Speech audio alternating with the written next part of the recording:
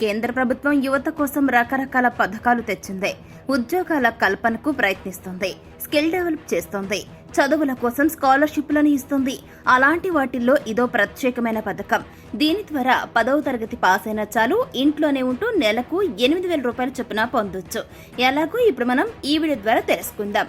భారత పౌరుడు లేదా పౌరురాలు అయితే పీఎం స్కిల్ డెవలప్మెంట్ స్కీమ్ కింద దరఖాస్తు చేసుకోవచ్చు. నిరుద్యోగ యువత కోసమే ఈ పథకాన్ని ప్రధానమంత్రి నరేంద్ర మోదీ ప్రారంభించారు.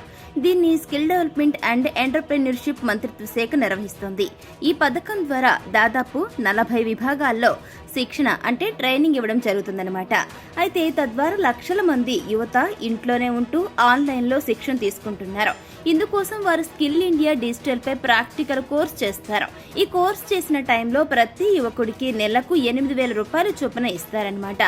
అయితే ఈ పథకం ద్వారా ఏదైనా స్కిల్ డెవలప్మెంట్ కోర్స్ చేసిన వారికి కోర్స్ పూర్తయిన తర్వాత కేంద్ర ప్రభుత్వం సర్టిఫికేట్ కూడా ఇస్తుంది.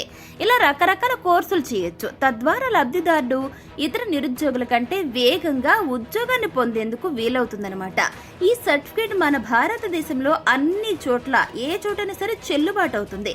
తద్వారా యువతకు ఏ రాష్ట్రంలోనైనా సరే ఉద్యోగ అవకాశాలు లభిస్తాయి.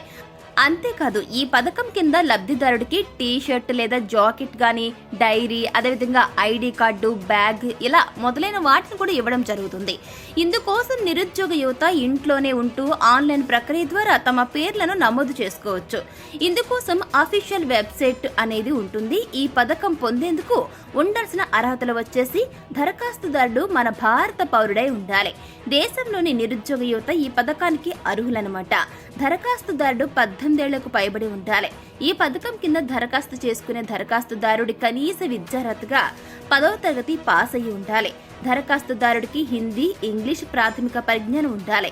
అంటే కొంతైనా అవగాహన ఉండాలన్నమాట. తద్వారా కోర్సును త్వరగా, తేలికగా, సమర్థవంతంగా చేసేందుకు వీలవుతుంది. ఈ పథకం పొందేందుకు ఉండాల్సిన పత్రాలు అంటే ఏ పత్రాలు, ఎటువంటి డాక్యుమెంట్స్ ఉండాలంటే ఆధార్ కార్డు, ఏదైనా ఐడెంటిటీ ప్రూఫ్ అనమాట, ఏదైనా గుర్తింపు కార్డు, విద్యార్హత పత్రాలు, నివాస ధృవీకరణ పత్రం, mobile number, passport size photo, bank account, passbook కలిగి ఉండాలన్నమాట.